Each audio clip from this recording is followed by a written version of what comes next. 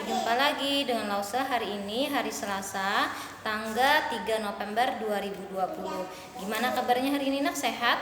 Alhamdulillah ya. Hari ini materi kita naklah halaman 7. Kalian bisa buka bukunya.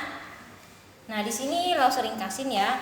Lingkungan pertama yang dikenal adalah keluarga. Jadi keluarga itu siapa nak? Keluarga adalah ayah, ibu, adik, kakak. Nah, itu adalah keluarga. Kemudian tempat kita belajar pertama kali adalah keluarga juga ya. Tempat kita belajar misalnya kita dari kecil sudah dididik di rumah misalnya mengenal huruf A, B, C, 1, 2, 3. Nah, itu namanya tempat kita belajar pertama. Kemudian lagi misalnya ketika umur 4 tahun atau 5 tahun misalnya kalian sudah diajarkan untuk bisa merapikan tempat tidur misalnya walaupun tidak terlalu rapi. Misalnya tadi kan merapikan tempat tidur naklah. Nah, ini adalah juga tempat belajar kita. Misalnya lagi ketika kita habis mandi atau ketika pagi harus gosok gigi, ketika habis makan harus gosok gigi juga, itu adalah belajar. Jadi belajar itu tidak melulu tentang buku, tapi juga tentang perilaku juga merupakan pelajaran. Kemudian kewajiban harus dilaksanakan terlebih dahulu daripada hak.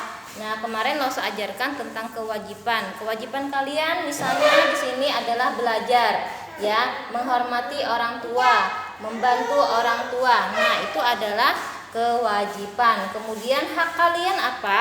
Hak kalian adalah mendapat kasih sayang dari orang tua. Kemudian orang tua kalian juga memfasilitasi, misalnya kalau belajar. Fasilitasnya itu apa? Buku, pulpen, meja, apalagi tas, pensil. Nah, itu adalah fasilitas. Nah, itu harus dibelikan oleh orang tua. Nah, kewajibannya adalah kalian harus belajar. Nah, ini contoh kewajiban, hak dan kewajiban harus seimbang. Jadi antara hak dan kewajiban itu tidak boleh timpang. Misalnya kalian menuntut hak tapi kewajiban tidak dilaksanakan. Misal kalian misalnya mau beli mainan, kemudian mau jalan-jalan misalnya contoh ya, tapi kalian tidak membantu orang tua di rumah, tidak menghormati, membentak orang tua misalnya. Nah, itu berarti kalian tidak menunaikan kewajiban kalian, berarti itu adalah salah, artinya tidak seimbang. Kemudian contoh kewajiban anak di rumah belajar, menghormati orang tua, membantu orang tua. Kemudian saran adalah pendapat, usul atau anjuran. Nah, bisa kita lihat di buku sini naklah paling bawah. Orang tua akan selalu menyayangi anaknya. Jika kamu mendapat teguran atau nasihat dari orang tuamu, anggaplah sebagai masukan atau saran. Itu adalah bentuk dari kasih sayang terhadap anak. Saran adalah pendapat, usul atau anjuran yang diungkapkan untuk dipertimbangkan. Misalnya adalah sarannya ketika kalian merengek misalnya minta sesuatu, minta dibeliin sesuatu.